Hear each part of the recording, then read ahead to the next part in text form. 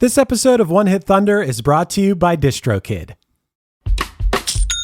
When you think about businesses that are selling through the roof, like Aloe or Allbirds, sure, you think about a great product, a cool brand, and great marketing. But an often overlooked secret is actually the businesses behind the business, making selling, and for shoppers, buying, simple. For millions of businesses, that business is Shopify. Nobody does online business better than Shopify. It's home of Shop Pay, the #1 checkout in the world. You can use it to boost conversions up to 50%, meaning way less carts going abandoned and way more sales going through to checkout. Sign up for your $1 per month trial period at shopify.com/income, all lowercase. Go to shopify.com/income to upgrade your selling today. That's shopify.com/income.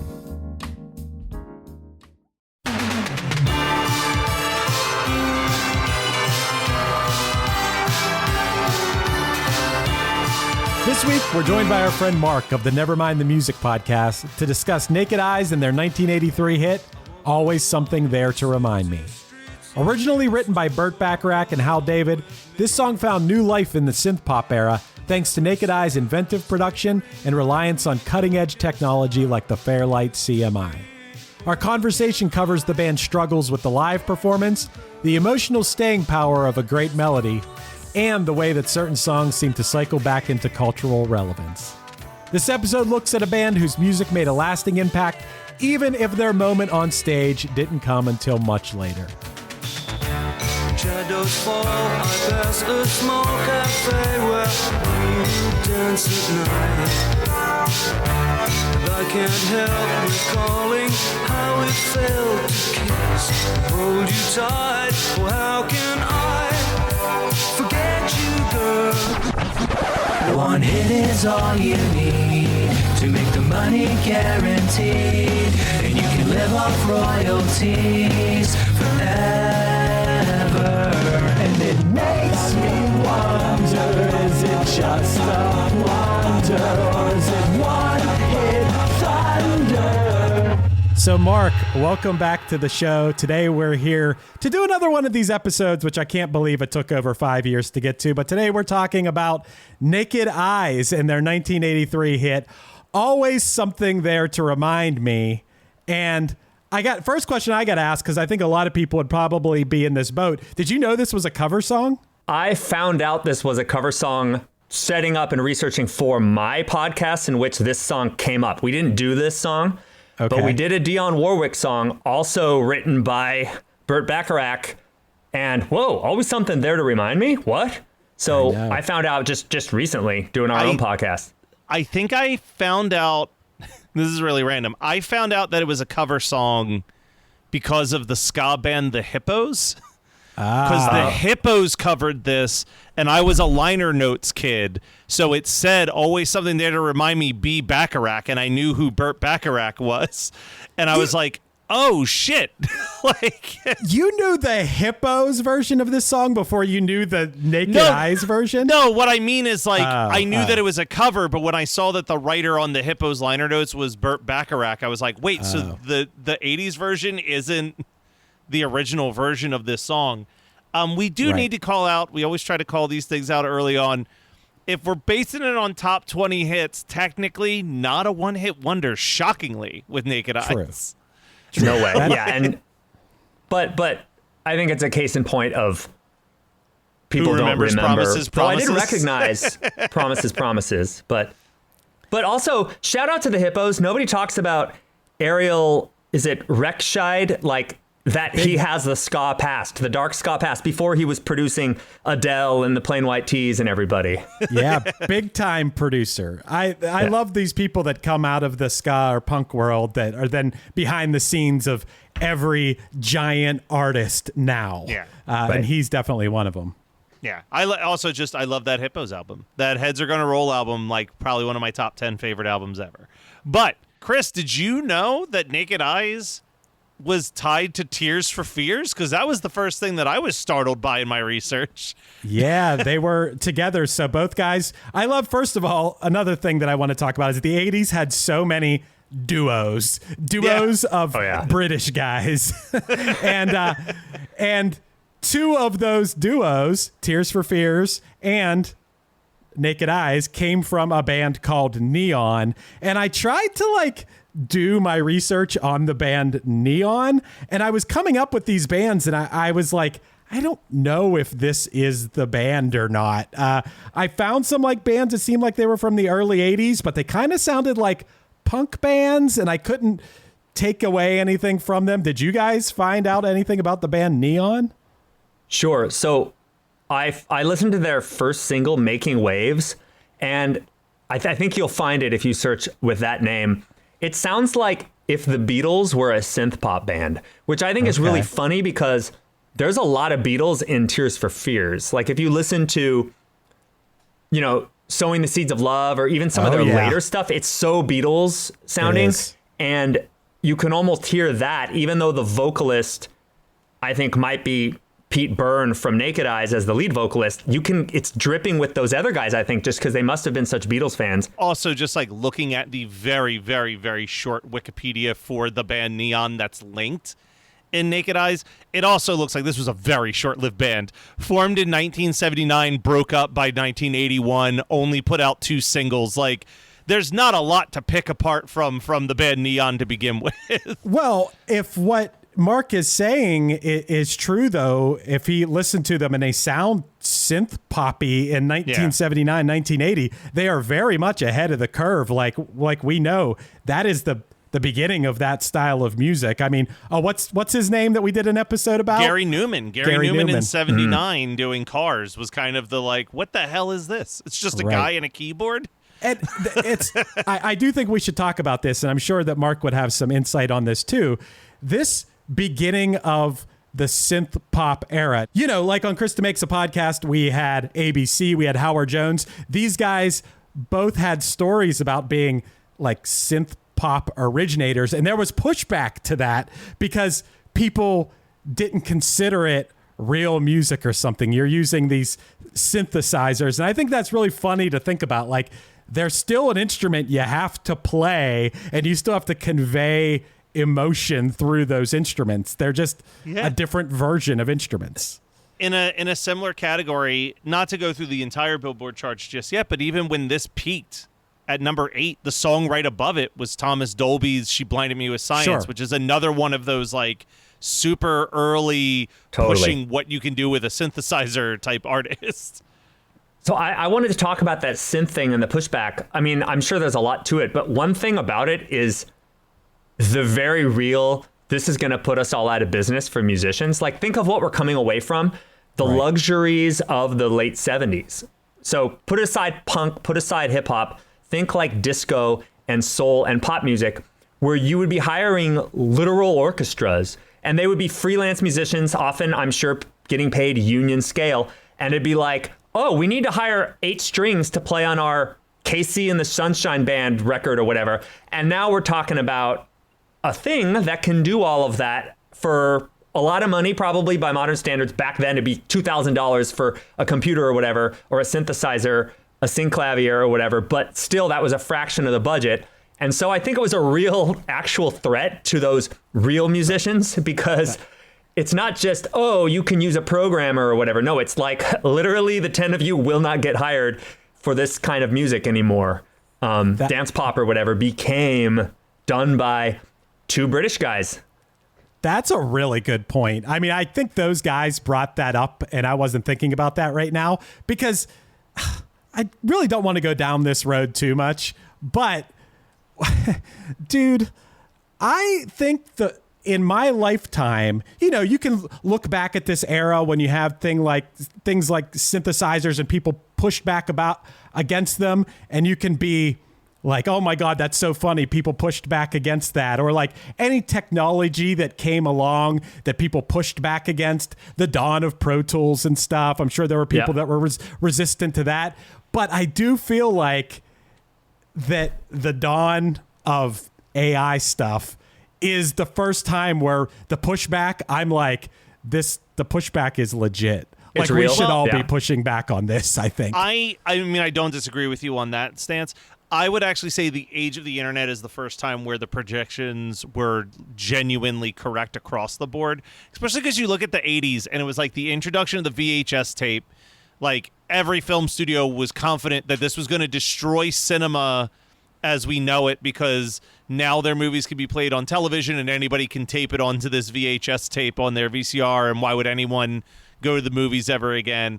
And like equally in music, it was the cassette tape that someone could just tape their favorite songs off the radio, so why would they ever buy an album? And those are like not genuine things that they had to be concerned about, but like then Napster hits and like streaming sites hit, and now there is a very noticeable chunk of income that is gone in those industries. Yeah, and like Mark said, you know, that is a pretty good point. Like if you had to create these sounds that then could be synthetically created, you didn't need to hire this 8-piece band to create that in a live environment. I mean, it was a legit concern for working musicians. Yeah. There was still examples even across the board where I think that there was going to be people that wanted that authentic string sound, but yes, it probably took a huge hit.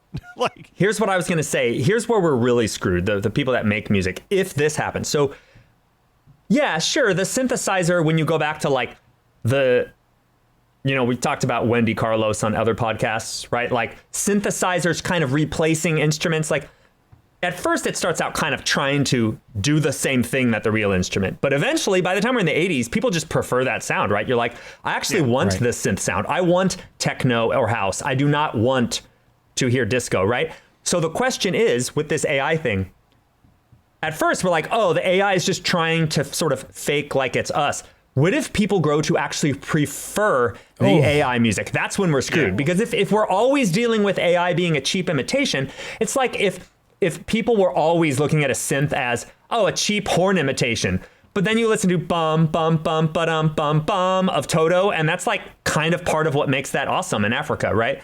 If that happens with AIs, we're dead. If they like it more than they like us. That's what's scary too, you know, as a creator of music, and not just me, everybody who creates music, everyone who has created music over the course of history.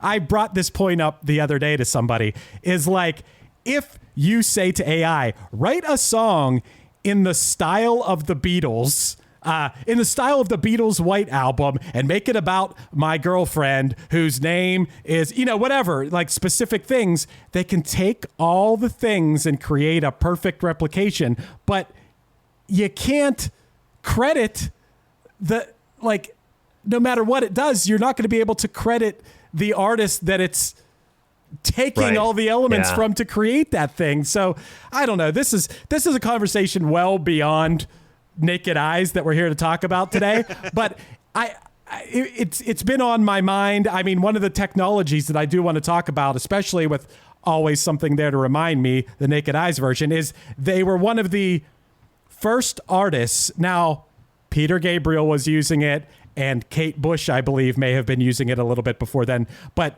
using the Fairlight CMI. If you guys know about the Fairlight at all, I've ended up talking about the Fairlight a good bit on podcasts. Well, it's Running Up That Hill uses that, right? Yeah, like I think that's one that's not cheap though. I think that thing was super expensive back then. Does not save you money over the string players. No, I think it was like $40,000 or $50,000 for one of those things, which is insane. But it was basically like a computer, and it was a big thing that you'd have to have the funds to actually own one of these. And I think there were only like a limited amount of them in the world. If I'm going off of memory here, but I think there was like 50 of them or there was some minimal number of them in the world. And if you had one, then I guess you had a leg up, but you also had to be able to use the thing. So I feel like this is actually maybe part of the downfall of this band, why we think of them as a one-hit wonder, even though, as we've noticed, they sort of have more than one hit.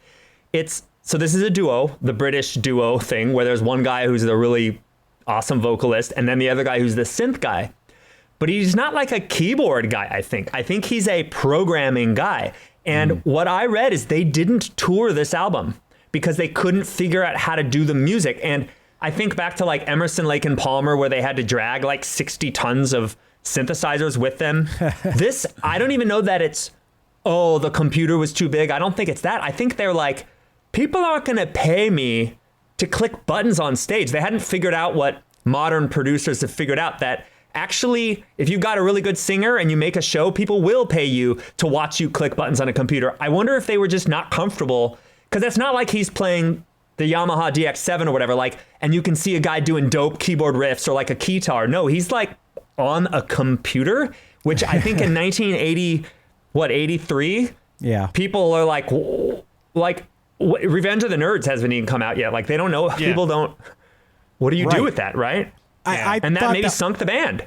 That was a shocking thing to me, is this band. I mean, as Matt said right off the bat, they did have even more than one hit. Like, we're calling him a one-hit wonder because this is the song everyone remembers now. But they kind of had 4 hits in the top 40. That to achieve that level of success and not be able to go out and play live and make all that live show money and also further your music career because you're getting out in front of people. I was just shocked that, to me, if my band creates something in the studio that maybe we're not going to be able to pull off live the exact same sound, we're just going to find like another way to do it, like a more standard rock way to do that sound, whether it's playing on a guitar or something. I'm surprised that they didn't just go out and do like a more standard rock version of these songs. They felt so handcuffed by the technology. You know, I want to throw something out there about Promises really fast, because I just did some quick research on it. The other song that we remember. Maybe. The other song that it peaked at number 11. Wow. I think that there is a little bit of extra help that they're getting on this, though, because Promises featured vocals from Madonna on it. I need to correct you, Matt.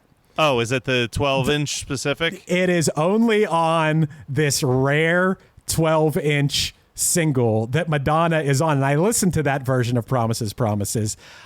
She does spoken word at like halfway through the song. She does like a spoken word. And it was before Madonna was famous. This was before. That's what I was looking at, because it peaked in October and Holiday came out 2 months earlier by Madonna. So that's why I was like, oh, were people like, who's this Madonna person? Let's grab up whatever we can get from her. I don't think that's the case. Okay. If you listen to the song, you'll hear what I'm talking about.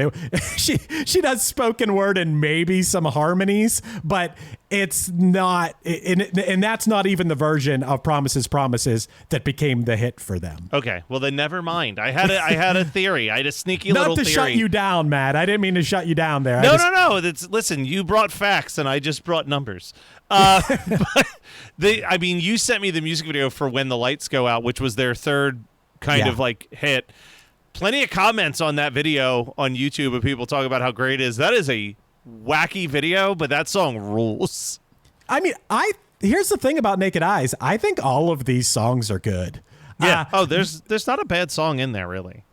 Yeah, I liked everything I heard. And I mean, it's a limited catalog. They didn't put out that much music, but what they did I thought was pretty catchy and pretty good. Bringing it back to Always Something There to Remind Me, which was from their first album. These other songs that we're calling hits were from their second album. But peaking at number 8 at a time when Flashdance, What a Feeling from Irene Cara was ruling the world. I mean, it's pretty impressive that they cracked that high. And what also I thought was super weird is a lot of times on these charts, we'll notice that artists, they did pretty good in the United States, but they had all these hits in the UK. Well, this is kind of vice versa. For a duo from England, this song hit number 8 in the US. Always Something There to Remind Me I'm talking about, but didn't even crack the top 40 in the UK, and I don't know why that is. Yeah, 59 it peaked at in the UK. Huh. I think Always Something There to Remind Me, the song, is Pennywise the Dancing Clown from Stephen King's It. Oh, what? Does that make sense? It does not make sense. No. I know what you're saying, because that song in It, Pennywise comes back every X amount of years to be noteworthy to people. Bingo. Right? Every 27 maybe years in the story It. So bear with me. I put a playlist on, and that playlist was every version of Always Something There to Remind Me that I could find. Nice. And to That's be clear, how they I only torture people in Guantanamo Bay. They're just I only listened to 2 Naked Eyes albums. I did hear a few of their like 2000s when they came back and recent, but I didn't hear much. But what I did do is listen to a lot of versions. And so hear me out here. We're not going to talk deeply about any of them. This song gets written in the 60s, and there's like a flurry of activity. And then about 15 years later, there's another flurry of activity, and then another 15 years later, and then another. So hear me out. May I? So yes. Bacharach writes it. There's a Dionne Warwick demo of it that I could not find. I heard a Dionne Warwick version of it, but there are so many versions of this early version, this early kind of generation, all really like peaking in 1967, that are so almost identical. So like the original version is Lou Johnson. That's the first kind of like published version, not the demo. There's Sandy Shaw, Brenda Lee, Peter Posa, The Oxfords, which is about the most different one, which is apparently a Louisville, Kentucky garage rock band. And Dionne Warwick did one, Johnny Mathis, Jay and the Americans, Jose Feliciano, that one's a little more Latin pop. But all of these are sort of this very Burt Bacharach, that when we're recording this, the next episode of my podcast, the next Nevermind the Music, is on I Say a Little Prayer, which is a Dionne Warwick hit, also written, and it's that same kind of art pop sort of style with the trumpets and stuff like that. All of these sound almost, and there's more. There's even a Carpenters one. I was going to say the Carpenters then like 1971, they have a medley, sort of a weird, it sounds weirdly like auto-tuned, which is impossible for 1971. And then it just stops. There's nothing. And then around 1980, there's a new batch. There's like a disco version by somebody named Viola Wills, who I don't really know. There's a soft soul version by the Stylistics. And then Naked Eyes does their thing. And then it stops again. And then in the mid-90s, it starts up. There's a house version by, this one I had to write down. Tin Tin Out. Tin Tin Out, yeah. And then comes a punk version by Absolute Zero. A Dionne Warwick with Jonathan Butler does a new version with a hip-hop beat. And then, of course, the Hippos. And then it stops. And then guess what happens? In the 2010s, it starts up again, and there's even more. And I didn't listen to these ones as much, but there's I mentioned them, a Casey and the Sunshine Band version from like the 2010s. But the weird thing is, point being, I think in America, we like this song. But also, there's weird gaps. Like in 1960s, people got sick of the Bacharach version, and then people sort of beat back the monster. Naked Eyes won. Pennywise the Dancing Clown is killed again. And then in the 90s, it culminates with the Hippos doing a sort of new wavy ska version. And then it dies again. It's so weird. And according to my calculations, fellas, this is what I spent all my time doing prepping for this. 2025, we are due for the next cycle. The monster will resurrect. What are we going to have? Is it going to be like Bro Country or something? We're going to have a new version of this song. No, here's my prediction. I'm putting this out into the ether. 2025, we're getting the final season of Stranger Things. I say the song shows up in Stranger Things, and then a shit ton of pop artists start covering it because of that. Does that work year-wise? Like, because do they ever go back? Like, Running Up That Hill is 1985. I'm thinking it's going to be a 1990 song. 89, or like 90. late 80s, right? Yeah. Yeah. But that would be hilarious if that happened and this song hit number one again. Because then... What is it about this song? I think I was thinking to myself, like, first of all, Burt Bacharach and Hal David, that songwriting team, they write these songs. You said, I Say a Little Prayer, Raindrops Keep Falling on My Head, What the World Needs Now is Love. Like, these songs are classics. They're always really lyrically strong. I think Hal David was the lyric writer out of the two, if I remember correctly. I think so, yeah. Yeah, they're an amazing songwriting team. But what is it about this song? And I think it's probably that, is there a person on earth, first of all, who can't relate to being reminded, especially relationship stuff? You see something, you hear something that reminds you of someone from the past. Like, there is no one that is immune from that sentiment. And then, Mark, if we take, this gets really meta or something, if we take your theory, which I love, that this thing comes back in a 10 or 15 year cycle, what if that thing that always reminds you is this song? What if this song reminds you of that? Like, then that gets really... It's really meta. Yeah, then my mind starts to wrap around that. But I love that theory that it's about to come back. It makes me want to get my band in the studio. Like, dudes, we gotta get ahead of the curve on this. Always something there to remind me thing. Well, it's like it really seems to, when you hear the original versions and you hear how many of them, not all of them, but how many of them are so similar, it feels like that's the only way this song could possibly be. But then each generation, there's a completely different version. And incidentally, like, that Hippos version is one of the only ones that feels like a cover of the Naked Eyes version. Yes. Almost all the other like, even you can tell within the first 10 seconds of listening to the other versions, there's this little trumpet melody that starts the song in most of the versions that's just not the same. The Naked Eyes is that bum, bum, bum, bum, bum, bum, bum.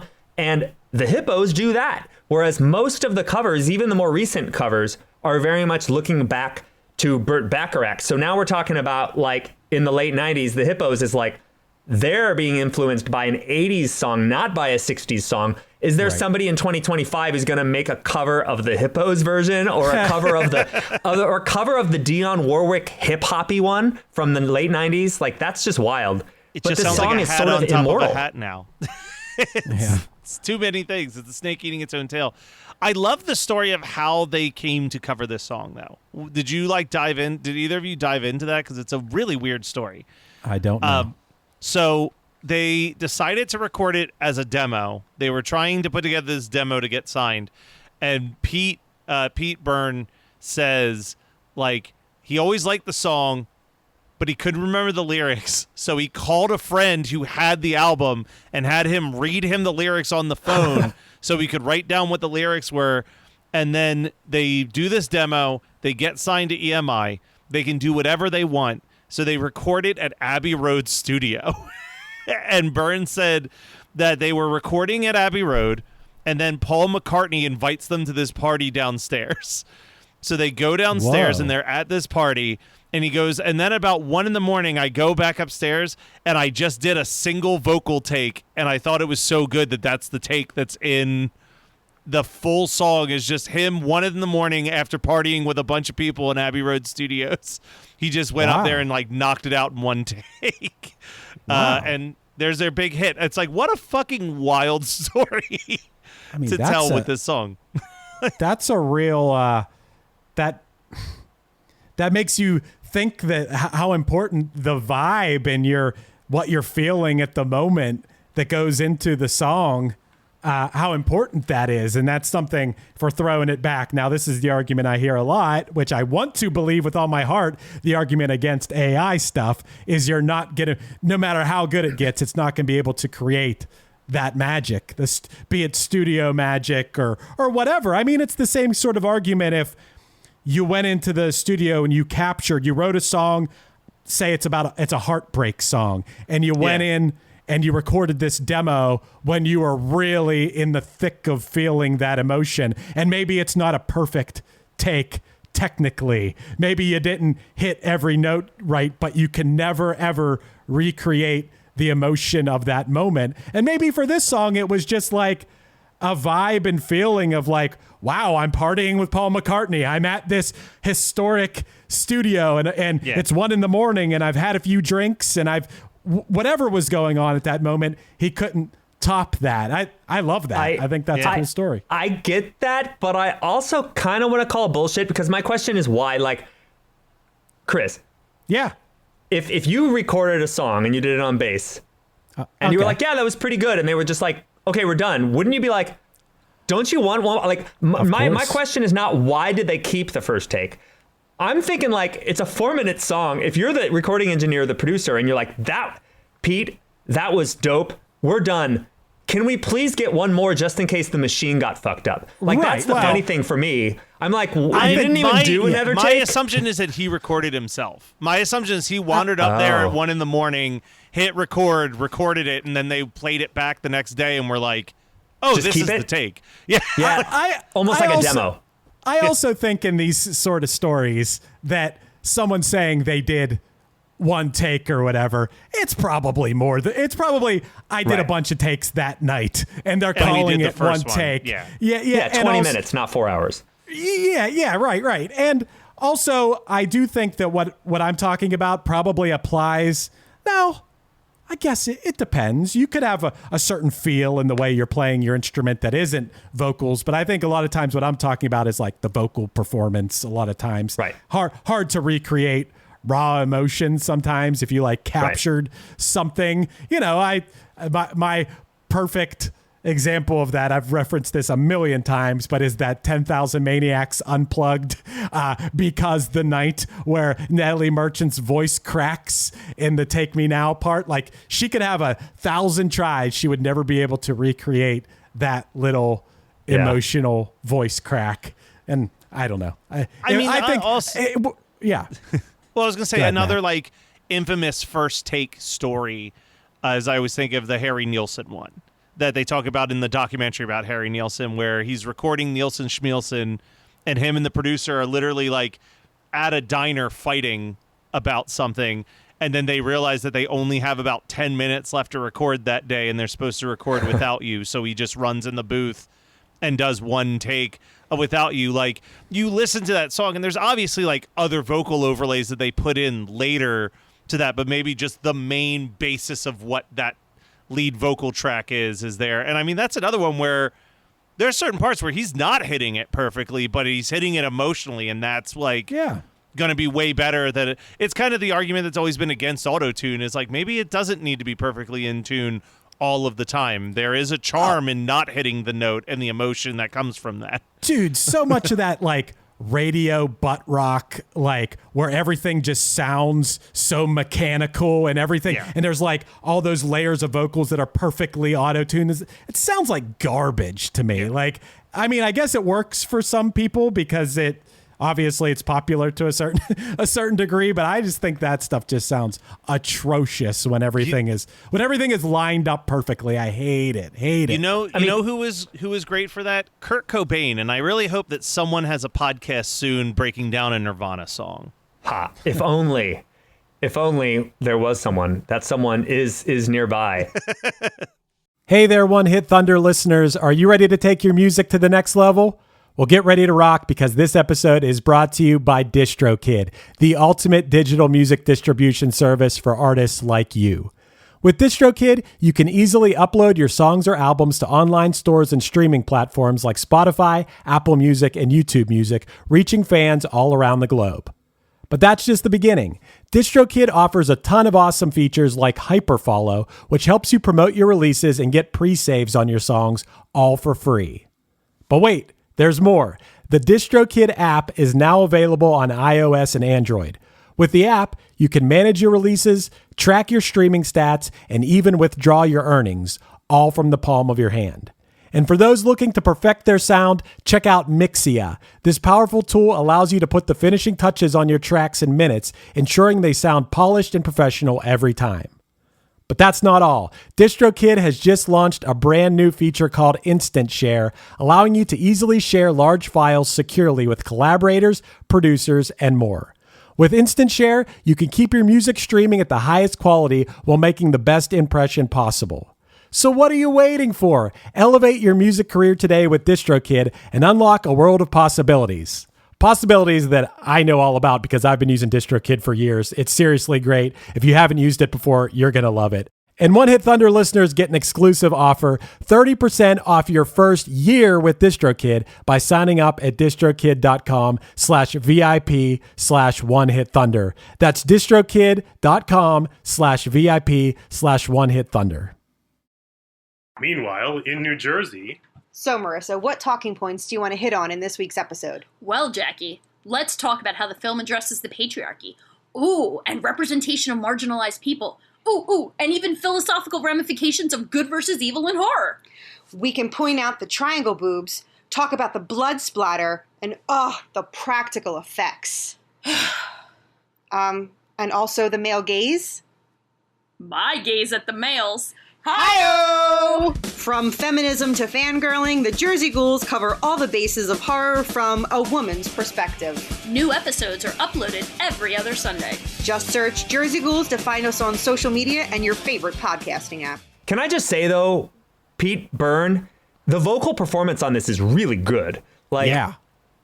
I think as self-conscious as they might have been about how do we perform this all with the computers and everything being perfect, the expression of what he's doing and the high notes, everything just sounds so good on that vocal. So like if he could pull it off in one take, oh my God. Chris, did you see that Pete Byrne, after their second album, moved to California and performed on Part-Time Lover by Stevie Wonder? Dude, that Part-Time Lover session is so crazy. All the people who like We Are the World. Yeah, it's Luther Vandross is on that. Philip Bailey from Earth, Wind, and Fire. Yeah. It's just, well, why not? Why shouldn't Stevie? By the mid 80s, he could have anyone literally anyone he wanted in that room. Who would say no to it, really? I mean, he should be surrounded by everyone he wants. Are we going there? Are we going to the post-Naked Eyes? I mean, I got something to point out I thought was hilarious. Yeah, I know what it's going to be, but okay. I think we can go there because they had these couple albums. They had this hit. Pete Byrne moved to California and he did some things. And Mark, I think you're going to bring up one of them. Well, also though, parenthetically, like I don't really know why they broke up. Like is it just he moved and started an LA life? Like that might be it. So. There wasn't like a battle that I could tell, but I think maybe it was they had these hits. They were a studio band because they couldn't tour. They couldn't even play a show. So it's kind of like I think he wanted to go do the production and studio thing. And I didn't see anything about any bad blood between the guys. So what is the two of your relationships with the children in Full House? Are there certain kids you like more than others? Certain ones? Are you asking that we age? produce music for one of them? Because for two of them. Yeah. Two of them. And did you watch I Am the Cute One? Oh, I know I Am the Cute One, believe me. Oh my God. I missed I Am the Cute One. It is really a disturbing, creepy, like dead-eyed. Can you imagine the director being like, no, do it this way. Like, do it like... That's like a whole album. I'm not going to hassle little kids for not being great musicians. Whatever, they're little kids. Like that 1993, everybody, this is an Olsen Twins music album, music video album, like maybe a VHS that Pete Byrne wrote one of the songs, and it's called I Am the Cute One, and it's the two twins talking about which one's cuter, basically. Yes. And there's just something, I'm imagining being the director or the cameraman being like, what am I doing to the world? Right. Like these poor girls, like, oh my God, comment, please. This was right in the thick of the Olsen twins were so huge. I mean, they had their own clothing line. They had, like you said, VHS tapes. I guess I was I obviously watched Full House, but I wasn't a little enough kid at the time to experience the Olsen twins beyond Full House. Now, Matt, you're younger than me. Did you experience the Olsen twins beyond Full House? I did, but Full House was like never my go-to TGIF show. But like when you talk about this, like it is weird, right? It's weird that the Olsen twins like had this album. But when I think about it through that same lens, I'm like, well, at this exact same time, Dinosaurs is on TGIF and you're getting I'm the Baby Gotta Love Me as like an album and a song. I think Steve Urkel had like a couple albums or something. Like everybody that was on albums? he dropped some hits. A couple? One Hit Thunder is not you know eligible. What I mean? Like you also have like this is around the time of Do the Bartman. Like we were really just taking whatever a elementary school kid liked. Can we write a couple tunes for it and sell it as a CD to them? So like I'm not gonna fault the idea of I'm the Cute One for the Olsen twins. It's creepier than a lot of the other stuff because they're not fictional characters the way that the rest of them are. But like it fits into what was like the consumeristic capitalistic moment of everything. Well, the real question is, how did Pete Byrne from Naked Eyes? Because if you go to his Wikipedia or you're looking him up, there's the Naked Eyes stuff.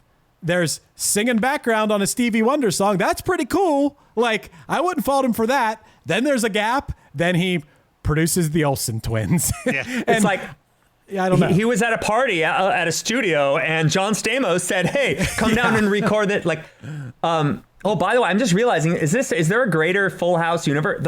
I was on Weird Algorithm, and John Stamos came up because of the Beach Boys. Pancreas. Yeah, it's like, whoa, we got it. We got to just get bring up Full House on every podcast that you join. I just have to do it. It has to happen. But I think the thing about I'm the Cute One, not to harp on this one moment in time, but it's the fact that they're trashing each other. That's what feels so wrong about it. It's like there's a few times when they're like, sure, I'm the cute one, it's about me, but they like go into dissing on the other sisters. Like one of them, I swear they say something about the other one's nose. I'm like, whoa, you're identical. Did I mishear that? You're identical twins, first of all. Yeah. Second of all, you're like 7. So yeah, so there's something about, I don't know. I was blown away to watch it. I guess that's the joke. But I don't even know if kids would get that. The fact that they look the same, right? Yeah. But I mean, so here's the lyrics. I'm the cute one. It's obvious. There's no comparing the two of us. I'm not to blame. The facts are plain. I've got the looks. I've got the brains, and I'm the cute one. She's just my sister, but I'm the cute one. Okay, this is what you're referring to, Mark. No, everyone knows I've got the profile. She's got the nose. She's the older. I'm the younger. So after all, is it any wonder that I'm the cute one and she's just my sister? Wow. So yeah, they did diss the nose of like an 8-year-old or whatever.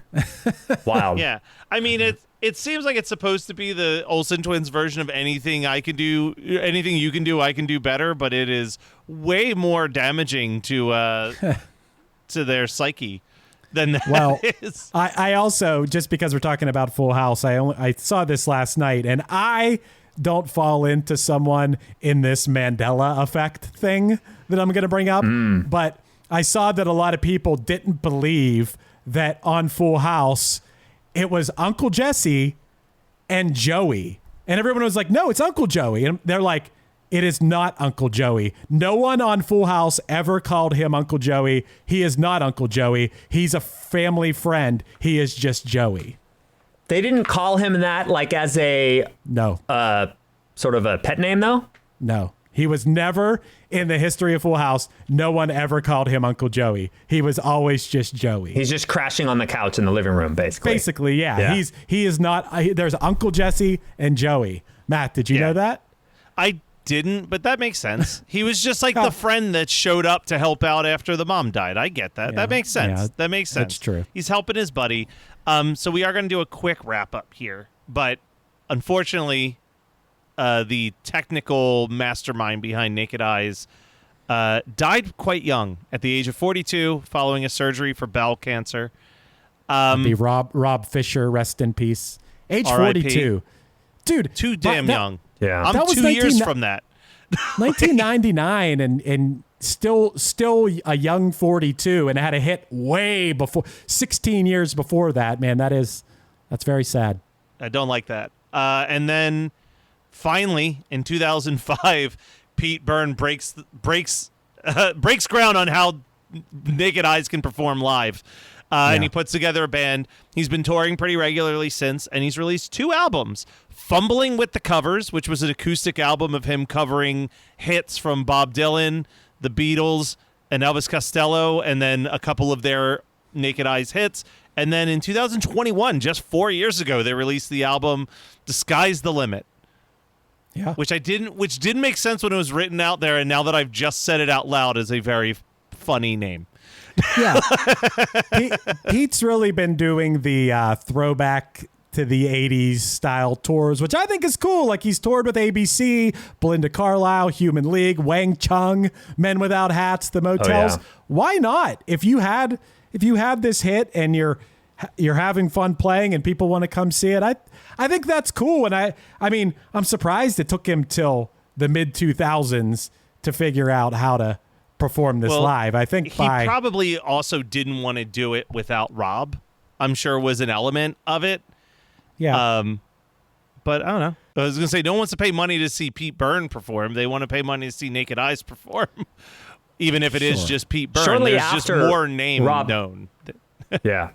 Shortly after Rob died, he did a solo album, Pete Byrne did, that was a lot of unused Naked Eyes things, or Naked Eyes repertoire. So I wonder if there was a kind of sensitivity, like, I shouldn't use this name. And then enough time went past that he just sort of decided, let's rebuild the band. Like, this is the kind of thing that if Rob Fisher hadn't have died, it would make Pete Byrne look like a major douche. But it's kind of like, well, sure. Yeah, maybe his friend would want him to come back and do a cover album of their biggest hits acoustically, you know? Yeah. Especially if they kind of amicably broke up. It's not like they hate each other. You like see the Olsen twins. You see it a lot in the world of like punk rock and stuff where people think that they can escape the band they were in and go solo or start a new thing. And then I think just after a while, people realize like, oh, I build up this name and this brand that people know, and I just have to release stuff under that name so people hear it. And I don't fault anyone for doing that. You put in the work. Why just throw that away? Well, Totally. And it does look like Rob Fisher did continue to do music after they broke up. He, in 1987, formed a pop duo called Climb Fisher with Simon Climb, and they had 2 UK hits. But then this is the part that really blew me away, is afterwards he collaborated on a bunch of songs with Rick Astley. So Rick Astley? Yeah. So now I'm like, did he work on like Together Forever or Never Gonna Give You Up? Because that would have been around that time period. You can't throw something like that out and not find out the answer to that. I know. I'm looking at. Well, okay, so he had nothing to do with the big album from Rick. Okay. From what I could look up, like, it wasn't clear to me that, oh, Rob wrote all the music, Pete wrote all the lyrics. I don't know what the distinction is. So, like, the extent of their collaboration, how much of it was kind of paralyzed after they split in terms of, like, continuing Naked Eyes without, like, I don't know. Pete Byrne obviously still writes songs. He wrote I'm the Cute One and wrote stuff for the new album. But similarly, that makes me not know when he's collaborating with Rick Astley, like, is he collaborating by being the one guy in town who knows how to work the Fairlight, or is he also the melody guy or something? I can now answer that question for you because I clicked through enough of the albums to find out. He played the acoustic piano on one song on Rick's third album, released in 1991. Okay. So this doesn't count for anything. But what I will say about all that is, I do feel like it's when you're a two-piece, you're a duo, you better be carrying you're at least half of the weight of the songwriting, because or why wouldn't that person just be a solo artist? So I do think it is the magic of these two guys together, as is evident by the fact that when Pete Byrne moved to California and looked like he was, singing on a Stevie Wonder song, and then you have this giant gap, and next thing you're writing I Am the Cute One. That might be the answer here, is there was magic in the collaboration. And it's a real Rob bass and easy rock situation. Good reference. It takes two. It takes two to make these things right. Sometimes it takes two. And speaking of two, I don't know. Do you guys want to play a quick game? I brought a game. Yeah, let's do a quick one. Let's do it. So speaking of It Takes Two, you get 2 points if you get the answer without the multiple choice. You get 1 point if you guys need the multiple choice. If you try to answer without the multiple choice to get the 2, but you miss it, you're going to get -1. So there's 7 questions here, and these all have something at least kind of related to Naked Eyes, I guess, or the time that the song was popular, basically. All right. So Bring it. You can buzz in however you want to buzz in. You can say, I got it. I don't have something Pennywise. clever. Pennywise, yes. All right. All right. Okay, so which Seattle rapper was born in June of 1983, the same month that Always Something There to Remind Me hit its Billboard peak? I'm going to wait for some multiple choice unless Mark thinks he's got this. All right, multiple choice. Your choices are A, Sir Mix-a-Lot, B, Swayze, C, Macklemore, or D, Kid Sensation. Pennywise. Go ahead. I'm feeling Macklemore. You got it. Yes. You got a point. Macklemore was born in the month of naked eyes. All right, 1-0 Matt. Who became the first woman to win Outstanding Game Show Host at the Daytime Emmys in June 1983 for NBC's Just Men? First woman to win Outstanding Game Show Host at the June 1983 Daytime Emmys for NBC's show Just Men. I think again, I'm going to need those please. multiple choice. A. Meredith Vieira. B. Betty White. C. B. Arthur. Or D. Joan Rivers. Pennywise. Go for it. B. Arthur. That's incorrect. Pennywise. Go ahead. The other one, Betty White. You got it. Yes. It was Betty White. All right, I know your love of the love of the No. Golden Girls. I was like, that's why he went with that. I've never seen this show. I want to see it now. Just Men. Okay. So it's 2-0 Matt, but that is not Oh, no. insurmountable. The same week that Naked Eyes hit their Billboard peak, Stand Back by what artist sat at number 47? A song in which Prince played synth on, despite being uncredited on the album, but he still got 50-50 of the publishing rights on it. Stand Back by what artist was at number 47 that same week? I'm thinking multiple choice again. Same. You need A. Tom Petty, B. George Benson, C. Morris Day and the Time, or D. Stevie Nicks. I mean, Pennywise? Go ahead. I'm going to go C with Morris Day and the Times. That's incorrect. Ooh. God, D? You got it. Stevie Nicks. Oh, man. These are hard. Amazing song. You guys don't know Stand Back? No. Oh, after we finish this episode, put it on. You'll probably know it. It became like a huge hit song, but it's a very Prince-inspired Stevie Nicks song, and it is awesome. It is. All right. It's probably my favorite Stevie Nicks song. Okay. It's 2-1, Matt, now. Okay. In June of 1983, at this same month that Naked Eyes hit their peak, the Space Shuttle Challenger 2 launched the first American woman into space. What was her name? Fuck. Oh, my God. This I is know. one of those I should know. I do, but I should know don't. this too. It was almost going to be Big Bird. Multiple choice. Lord. Yeah. A. Jessica Meyer. B. Susan Helms. C. Sally Ride. Or D. Helen Sharman. Pennywise. Go ahead. B. That is incorrect. Damn it. So I'm about to confuse myself, but C. You got it. Yeah, Sally because she was Ride. an astronaut, but I'm like, was she the first? Okay, so Sally Ride, yeah, but I was worried First- that she was something else about that, like later but more awesome. So, okay, cheers. First American woman in space, Sally Ride. All right. Just like tied in game. We didn't start to fire. Oh, yeah. Yeah. Yeah. All right. It's 2-2, guys, and we got 3 Yeah. questions to go. Oh, this is a good one. Anyone's game. Which one of the following songs? Now, you're going to need the multiple choice no matter what. I have to read you Okay. these. Which one of the following songs does not use a Fairlight CMI? Okay. Does not use the Fairlight. A. Tears for Fears, Shout.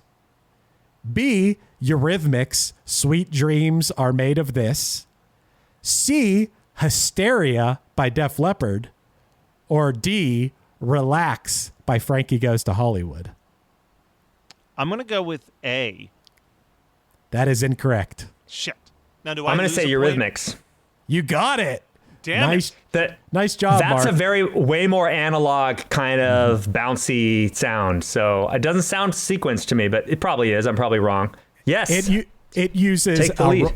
The Sweet Dreams Are Made of This uses a Roland Juno 6, an Oberheim good. OBX, and a movement drum computer. It does not Oh, use wow. the Fairlight.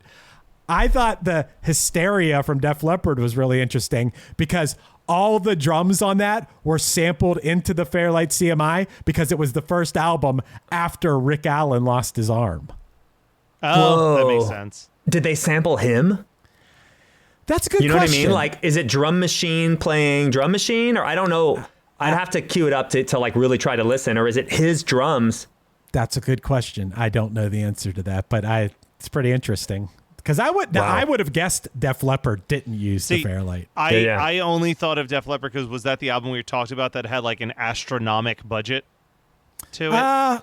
Maybe, yeah. I think. Yeah, so that's the only reason I was like, oh yeah, they spent a shit ton of money. Why wouldn't they get this crazy expensive computer thing? Wow, Mark took the lead on you, Matt. Yeah.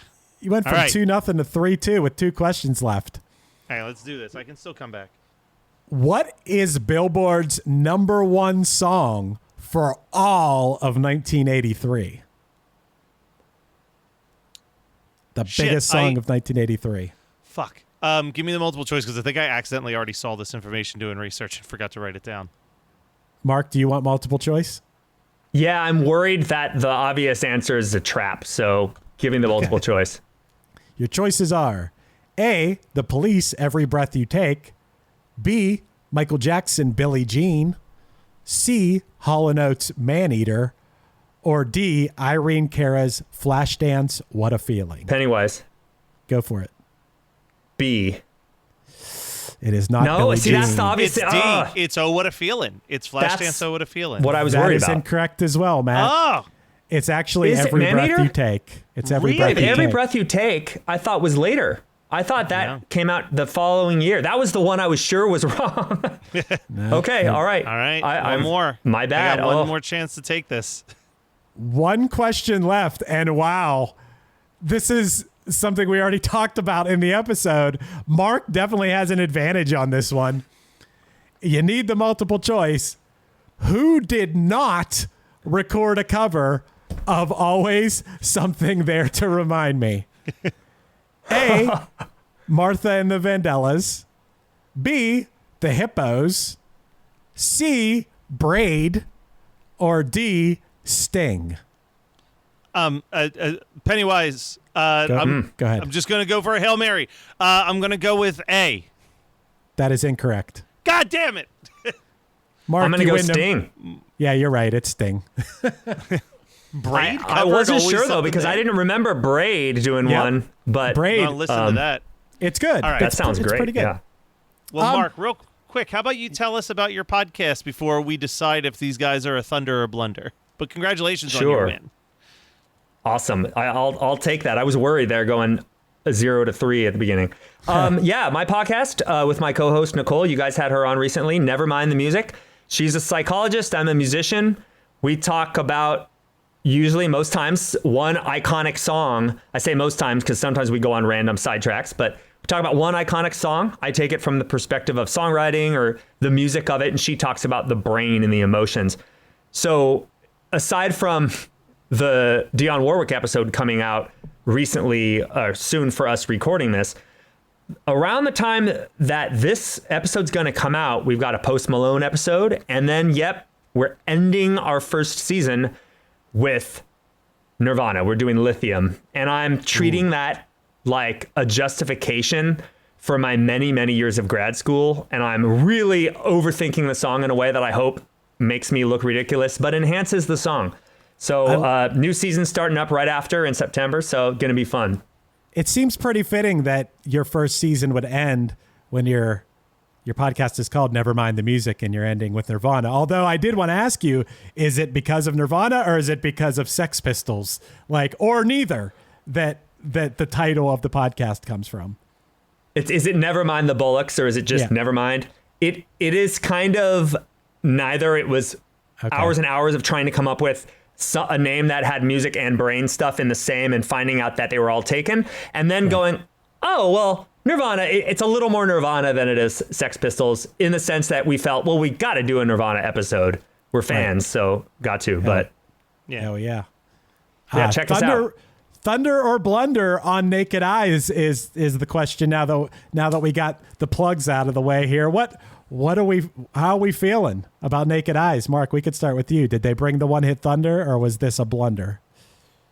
I think Thunder. I wasn't so sure.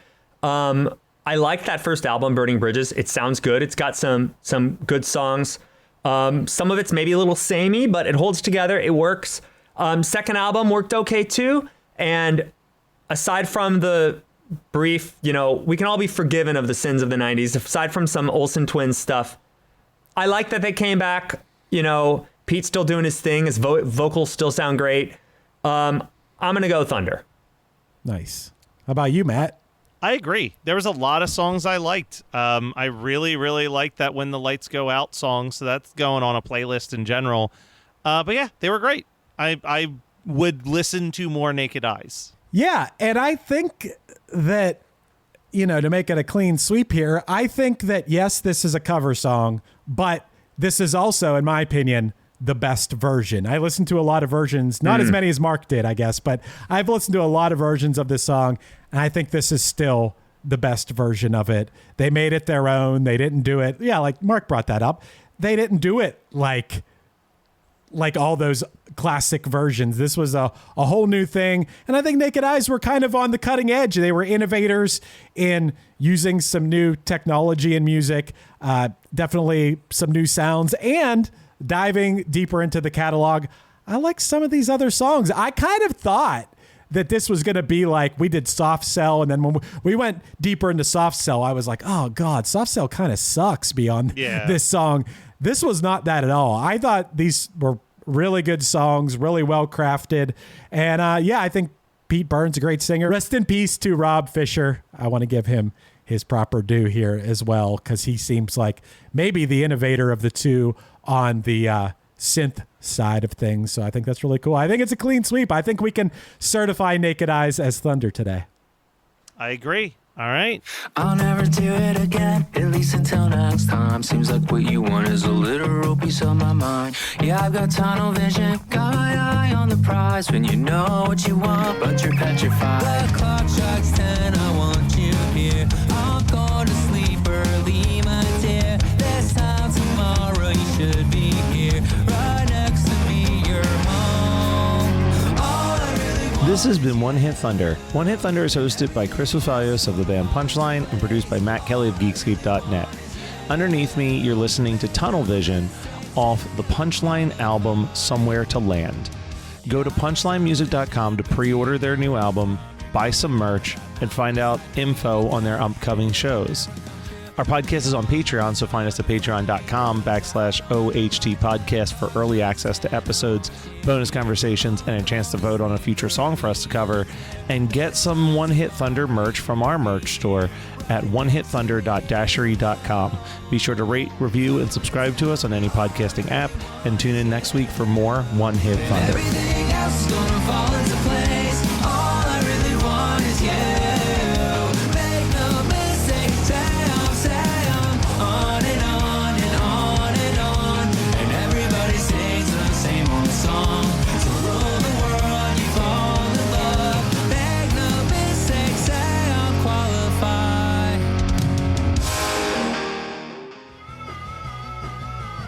You're listening to the Geekscape Network.